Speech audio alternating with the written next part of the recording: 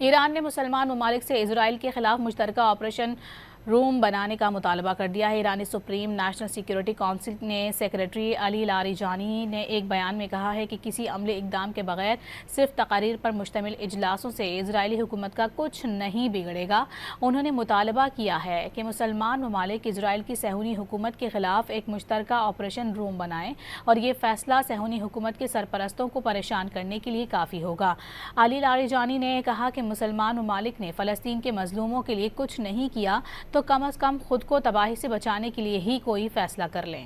ایران نے مسلمان ممالک سے اسرائیل کے خلاف مشترکہ آپریشن روم بنانے کا مطالبہ کر دیا ہے۔ ایرانی سپریم نیشنل سیکیورٹی کونسل نے سیکریٹری علی لاریجانی نے ایک بیان میں کہا ہے کہ کسی عملی اقدام کے بغیر صرف تقاریر پر مشتمل اجلاسوں سے اسرائیلی حکومت کا کچھ نہیں بگڑے گا۔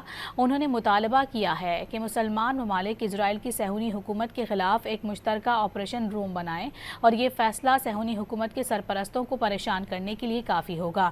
علی لاریجانی نے کہا کہ مسلمان ممالک نے فلسطین کے مظلوموں کے لیے کچھ نہیں کیا تو کم از کم خود کو تباہی سے بچانے کے لیے ہی کوئی فیصلہ کر لیں۔